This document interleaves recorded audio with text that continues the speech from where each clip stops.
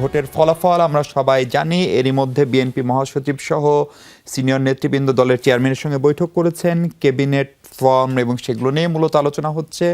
সংসদ সচিবালয় জানিয়েছে সোমবার অর্থাৎ 16 ফেব্রুয়ারি নতুন যে সংসদ সদস্য তাদের শপথ, পুনর্নির্বাচন প্রক্রিয়া, শপথের এই প্রক্রিয়া, তারপরে সরকার গঠন প্রক্রিয়া, এগুলো নিয়ে আপনার প্রাথমিক মূল্যায়ন এবং প্রত্যাশার কথা শুনতে চাই।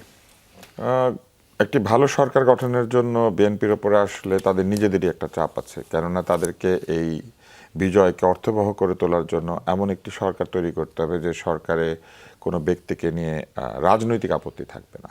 ব্যক্তিকে নিয়ে অনেক ব্যক্তিগত আপত্তি থাকে লোকজনের, কিন্তু রাজনৈতিক কোনো আপত্তি থাকবে না। অর্থাৎ এই যারা আসবেন তারা যেন বিএনপির এই যে লক্ষ্য এবং উদ্দেশ্য সেটা পূর্ণ করার জন্য পরিপূর্ণভাবে দলের প্রতি এবং দেশের প্রতি নিবেদিত থাকেন এমন একটা মন্ত্রিসভা তাদের তৈরি করতে হবে।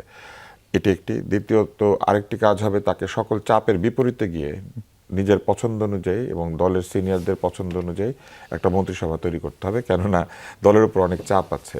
লন্ডন ফেরতদের চাপ আছে, বগুড়াদের চাপ আছে, বিভিন্ন জায়গায় চাপ আছে। যেটা হয় এটা হচ্ছে এরকম বড় দলে ইজম থাকে, চাপ থাকে, আত্মীয়তা থাকে। তবে তারেক রহমানের এই দিক থেকে একটা সুবিধা আছে যে জিয়াউর রহমানের পরিবার, ইমিডিয়েট পরিবার অর্থাৎ তার পিতার দিকের পরিবার তার উপরে কখনো বোঝা হয়ে দাঁড়ায়নি। এরপরে আরেকটি বিষয় রয়েছে, গত 17-18 মাসে বিএনপির বহু নেতাকর্মী সত্যিই নানান ধরনের কর্মকাণ্ডে জড়িত হয়েছিলেন। এটার প্রমাণ বিএনপি নিজেই, কারণ 10,000-এর মতো তারা বহিষ্কার করতে হয়েছে। এই 10,000 লোক কিন্তু এখন আবার বেরিয়ে এসে বলবে আমাদের জন্য বিএনপি জিতেছে। এদেরকে শুধু না, এরকম আরও লোক বেরিয়ে আসবে, তাদেরকে নিয়ন্ত্রণ করাও তার একটা চাপের ব্যাপার হবে।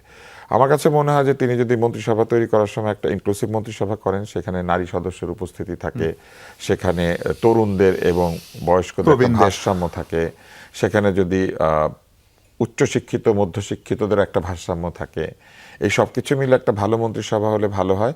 শুরুতেই একটা বিরাট মন্ত্রিসভা তৈরি না করে ধীরে ধীরে মন্ত্রিসভার কলেবর বৃদ্ধি করলে আমার মনে হয় সেটা একটা ভালো কাজ হবে।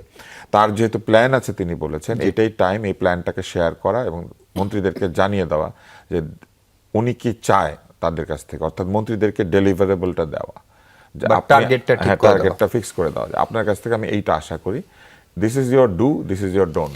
ভোটের যে ফলাফল হলো, আরেকটা জিনিস আছে, তাকে এই তার পুরনো মিত্র জামাতকে মোকাবেলা করতে হবে এবং এই তরুণ এনসিপিদের যে একটা দল আছে সেটাকে মোকাবেলা করতে হবে। এরা কিন্তু জিতলে একরকম ব্যবহার করলে, হারলে আরেক রকম ব্যবহার করে। এরা যা বলেছে সব ভুলে যাবে।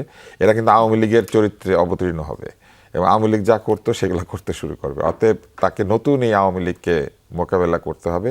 জামাত এখন সব করতে শুরু করবে এইগুলি।